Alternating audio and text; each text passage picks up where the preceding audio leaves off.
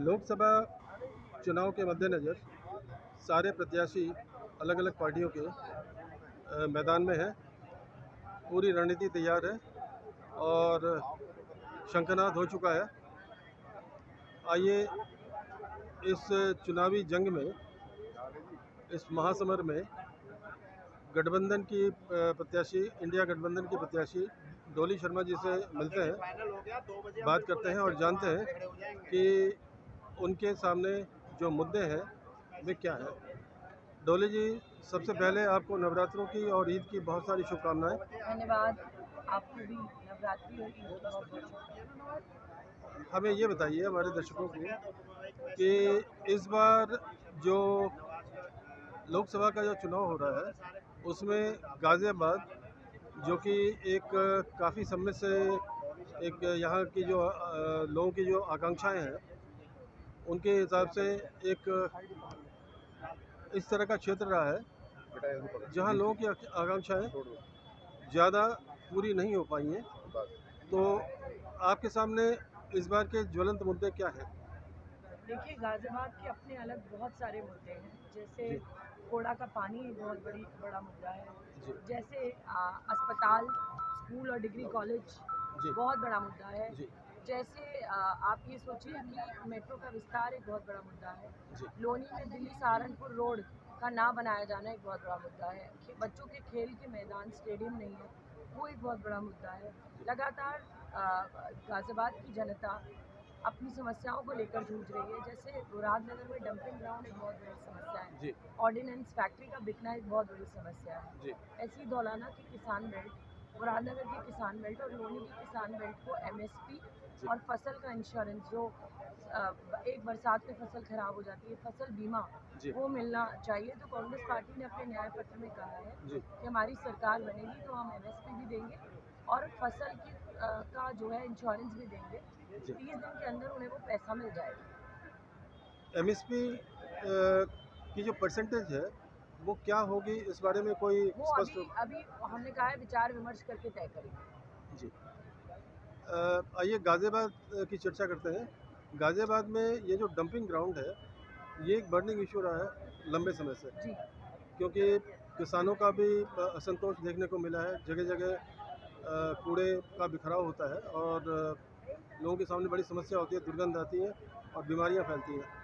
तो ये जो प्लांट बनने की जो उम्मीद थी, उस पर अभी तक कोई स्पष्ट जो रूपरेखा तैयार नहीं हो पाई है। जी। तो इस बारे में आप क्या कहना चाहेंगे? देखिए, सबसे बड़ी बात है कि डंपिंग ग्राउंड 50 गाँव को प्रभावित करता है। जी 16 गाँव के किसान उसके लिए बैठे हैं सड़क पर, ज़मीन पर। जी वो वहाँ बीमारियों के कारण कई लोगों की मौत हो चुकी है। जी जी कैंसर, जी आप देखिए हृदय से रिलेटेड बीमारियाँ, वो बहुत सारी बीमारियाँ हैं जो वहाँ गाँव के लोग झेल रहे हैं। जी तो ये इससे निजात पाने के लिए जी। मैंने कहा है कि अगर हम लोग चुने जाएंगे तो हम डंपिंग ग्राउंड की समस्या को खत्म करेंगे। दूसरी एक सबसे बड़ी समस्या है यहाँ पेयजल की। जी, पेयजल की एक गंभीर समस्या है, क्योंकि पॉपुलेशन डेंसिटी के हिसाब से यहाँ जो पेयजल है, ड्रिंकिंग वाटर, वो तो है ही नहीं लगभग। और ये जो हम डीप बोरिंग वगैरह करके मैनेज कर लेते हैं किसी तरह से, इससे भूजल स्तर लगातार गिरता जा रहा है, जो कि एक वाकई चिंता का विषय है। इस बारे में आप क्या कहना चाहेंगे? देखिए, कूड़ा में आज भी पानी नहीं है जी और लोग परेशान हैं। जी साहिबाबाद के बहुत सारे इलाकों में पानी नहीं है, जी वो एक बहुत बड़ी समस्या है। लाइन पार क्षेत्र में भी गंगा जल का इन्होंने वादा किया था, जो जनता को ये नहीं दे पाए, उसकी और वो आपूर्ति भी हो नहीं पा 250 रही करोड़ का घोटाला है अतुल गर्ग जी का। है। अच्छा। क्योंकि अतुल गर्ग जी गाजियाबाद विधानसभा से विधायक हैं आज भी। जी तो ये जो समस्याएं हैं, ये बहुत बड़ी बड़ी समस्याएं हैं जी और जनता जूझ रही है। आज भी हर घर जल देने की बात कहने वालों ने गाजियाबाद को आज भी पानी से क्यों अछूता रखा है, मैं पूछना चाहती हूँ। जी। आइए पब्लिक हेल्थ पे थोड़ी सी और चर्चा कर लेते हैं। जहाँ तक हेल्थ फैसिलिटी की बात है, जो निःशुल्क सुविधाएं हैं और जो स्वास्थ्य सेवाएं हैं, जो चिकित्सकीय सेवाएं हैं, वो यहाँ इनकी जो स्थिति है वो बहुत शोचनीय है। मैं इस तो पूछना चाहती हूँ अतुल गर्ग जी से कि वो जी 50 वेंटिलेटर जी जो कोरोना काल में गाजियाबाद आए थे, वो जी गए कहाँ? जी गाजियाबाद में आज भी एक एमएमजी अस्पताल है सिर्फ, और बाकी अस्पताल कहीं है ही नहीं। जी। एक 50 बेड का अस्पताल खोला था जो चल भी नहीं रहा है। जी। तो कहने का मतलब ये है हर विधानसभा को अपने अलग अस्पताल चाहिए। हमने कोरोना जैसा महामारी देखी, कोरोना का वो वक्त देखा जी। जहाँ लोग इन सब चीज़ों के लिए जूझे, जी। और ईश्वर न करे ऐसा संकट आए कभी दोबारा। इसलिए हर विधानसभा को अपने अलग अस्पताल, अपने अलग स्कूल और डिग्री कॉलेज, अपने अलग स्टेडियम मिलने चाहिए। जी। खेल-कूद की बात करते हैं। खेल-कूद में क्या आप संतोषजनक पाती हैं यहाँ की स्थिति? बिल्कुल नहीं। जी। देखिए, यहाँ जो एक स्टेडियम था उसका भी निजीकरण कर दिया, जी। और जो एक नेहरू युवा केंद्र बनाया हुआ है वो कांग्रेस की सरकार ने बनाया है। जी। वो गाजियाबाद में ही है। जी। उसके बाद कुछ बना नहीं कभी। क्यों नहीं बना, मैं पूछना चाहती हूँ। जी। क्या गाजियाबाद के लोगों का हक नहीं है? सारी ज़मीन आप बिल्डर को बेचते जा रहे हो। क्या गाजियाबाद के लोग, जी। क्या गाजियाबाद के लोगों का हक नहीं है कि वो उनको सुविधाएं मिले? जी। तो मेरा मानना है कि खेल के मैदान होने चाहिए। खेल चुस्त और दुरुस्त रखता है इंसान को, जी। बच्चों को, और आगे का भविष्य तय करता है। जी। इसके अलावा जो सांस्कृतिक जो चीज़ें हैं, अगर कोई मेहमान आ जाए बाहर से कहीं से, तो गाज़ियाबाद में जो दर्शनीय स्थल है, ना के बराबर है। बिल्कुल तो कुछ नहीं। तो और जो सांस्कृतिक जी। जो है भवन होना चाहिए जहाँ जी। पे समय समय पर ऐसी चीज़ें होती रहें कि गाजियाबाद के लोग उनका फ़ायदा उठाएं, जी। अपनी अपनी संस्कृति से, अपनी कला से जुड़े रहें। जी। और रही बात यहाँ का जो अपना जो जीवन स्तर है अभी के लोगों का, ख़ासकर गाँव में, वो काफ़ी बदहाल है, ये आप अच्छी तरह जानती हैं। तो आउटस्कर्ट्स में, सिटी के आउटस्कर्ट्स में जो सुविधाएं हैं वो ना के बराबर है। हाँ, तो जो सुविधाएं हैं उनका विस्तार कैसे किया जाए, इस बारे में कोई रूपरेखा? देखिए, ट्रैफिक की गाजियाबाद में बहुत बड़ी समस्या है। जी। इसके अलावा मेट्रो विस्तार की बहुत बड़ी समस्या है। मेट्रो का विस्तार होना चाहिए।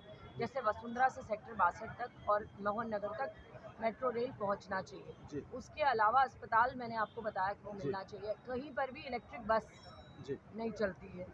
गाजियाबाद में बहुत सारे इलाके हैं जहाँ जहाँ इलेक्ट्रिक बस की ज़रूरत है। जी। चाहे वो हाई राइज़ कह लो, हाई राइज़ के लोगों ने भी ये समस्या मुझे बताई, और यही समस्या झंडापुर, साहिबाबाद, गाजियाबाद जैसे इलाकों में है कि वो ट्रांसेंडन के एरिया में बसेस चलती ही नहीं है, जो इंदिरापुरम, वैशाली, वसुंधरा इनको कनेक्ट करें। जी। वहाँ बसें चलती ही नहीं है। तो जी। मेरा मानना है प्रॉपर कम्यूट करने के लिए सिस्टम होना चाहिए, लोगों को ये सुविधाएं मिलनी चाहिए। जी। आते हैं अब औद्योगिक जो क्षेत्र हैं उनकी तरफ। औद्योगिक क्षेत्रों का हाल जैसा कि आप जानती हैं, बहुत जर्जर स्थिति में है। सड़कें टूटी पड़ी हैं और भूजल स्तर बिल्कुल शोचनीय स्थिति में है। जो बेसिक एमिनिटीज़ हैं वो है नहीं, और यहाँ के अधिकांश जो बड़े औद्योगिक घराने हैं उनका पलायन हो चुका है और वो पलायन के रास्ते पे हैं।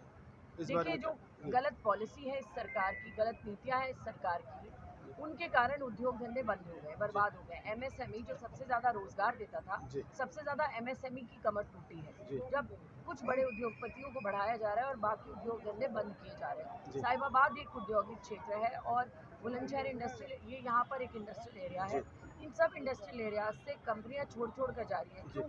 क्योंकि गलत जीएसटी, जी। गलत टैक्स जो जी। थोपा जा रहा है इन लोगों पर, जी। उसके कारण फैक्ट्रियां बंद हो रही हैं, और रोजगार के जी। जो जी। तरीके थे, रोजगार जो मिलते थे इनसे, वो भी बंद हो रहे जी। हैं। क्या आप इस चीज़ को समझती हैं कि जिस हिसाब से टैक्सेस का कलेक्शन किया जाता है उस हिसाब से जो एमिनिटीज़ हैं वो प्रोवाइड नहीं की जाती है? बिल्कुल नहीं की जा रही। आप देखिए ना, जो सरकारी टैक्स लिया जा रहा है, जी। उस सरकारी टैक्स को लेकर सिर्फ भाजपा का प्रचार हो रहा है। जी। सिर्फ भाजपा के ही जो काम है वो हो रहे हैं। ये ऐसा तो नहीं होता। जनता का पैसा जनता को सीधा देने के लिए है। जी। और अगर हम लोग ये कहते हैं कि हम महिलाओं को 1 लाख रुपया देंगे, युवाओं को 1 लाख रुपया देंगे, 30 लाख नौकरियां देंगे, जी। उनके काम करेंगे, उनकी सैलरी बढ़ाएंगे, तो हम पर सवाल उठाया जाता है। हम जी। सवाल उठा रहे हैं कि आपकी एक स्टैंडी 6 लाख रुपए में बनती है, जी। तो आखिर कब तक जनता को लूटेंगे आप? जी।